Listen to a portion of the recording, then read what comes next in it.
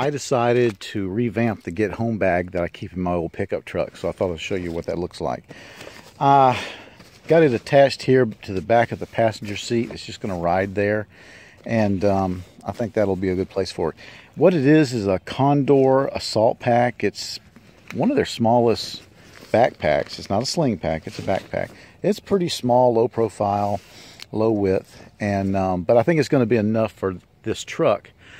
I don't take this truck very far. It's an old truck, needs new tires.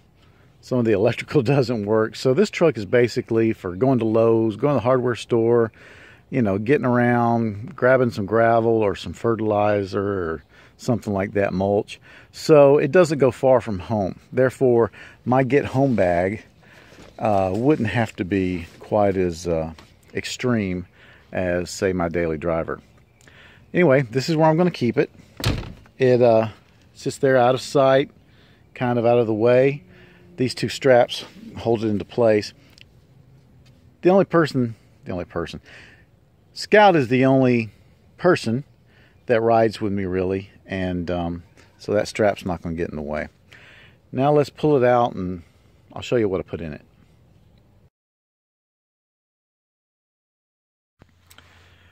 That video that you just saw is something I shot, good Lord, a month ago, maybe 2 months.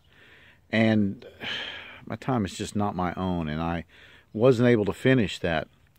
But now I'm ready to get back onto it.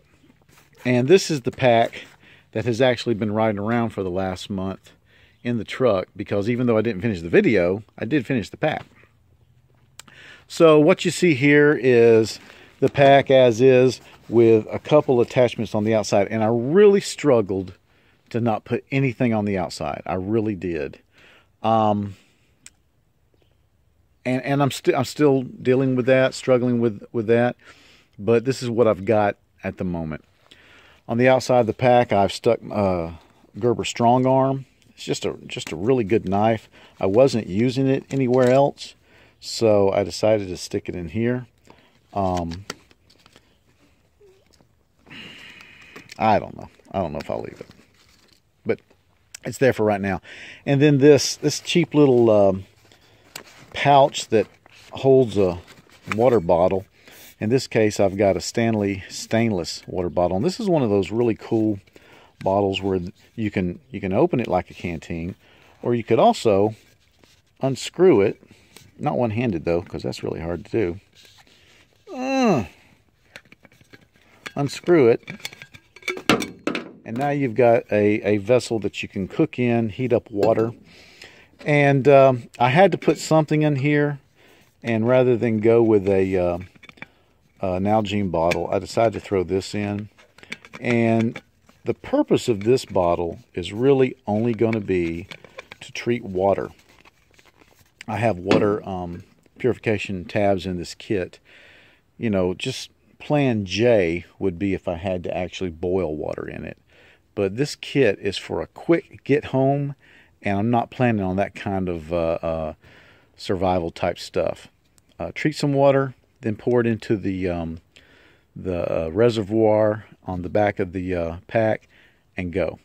That's all I'm really planning on, if I have to treat water at all. I carry water in the truck, and at the first hint of some sort of get home, desert the truck scenario, I will be filling up both this bottle and the reservoir, the 2-liter reservoir that resides on the pack in the Camelback area. All right, now let's get into this pack and see what's in it. Now, plan P would be if I had to abandon this pack for whatever reason, I would hope that I could take off with this pouch here, which I may put onto my belt if the scenario requires that kind of thing. So I have a couple of items in here just to really to put something in this pouch. I have a second lighter. I have a cheap little handkerchief, and then I have my water purification. And that's all I have in there right now. I have plenty of room for a lot more stuff. And like I said, if the scenario presented itself that I thought, man, I got this very light pack, very small pack, but I may have to run. And once again, this is just, you know, I'm talking out the top of my head. I don't know what scenario would require that. But let's say I decided I had to do that.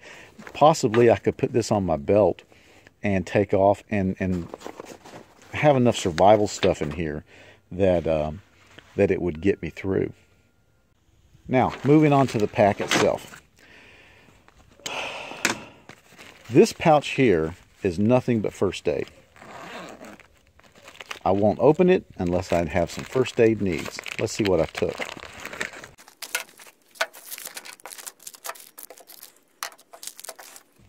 All right, in my first aid pouch, I have a Marine Corps, what do they call these, Type 4s? TK4 tourniquet. I have some stop bleed that you can pick up at Walmart or places like that. I have a fairly good Mylar blanket, some duct tape. I have some triple antibiotic ointment. I have a roll of dressing.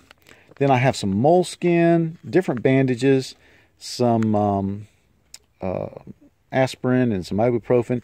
And I also have Benadryl and antidiarrheal. Okay, not much. It's a very light first aid kit, but for the scenarios I'm looking at, for the distances I'm looking at, I think this will be good. All right, moving on to the pouch underneath, and still an outside pouch. Let's see what we've put in here.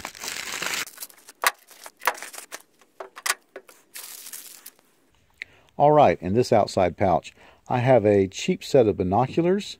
I want to upgrade these eventually, but you know, money is what money is, and you do what you can as you can.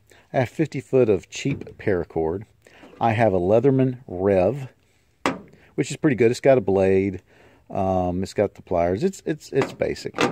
I have a second cheap handkerchief, and then two fold flat N95 respirator masks. So that's going to go on the outside pouch. All right. Moving to the next pouch. Let's see what we have here.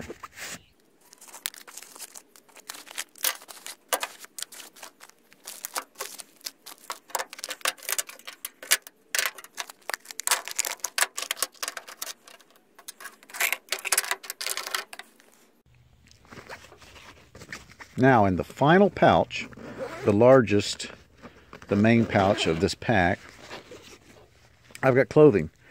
I've got stuff I would need, possibly, in bad weather situations.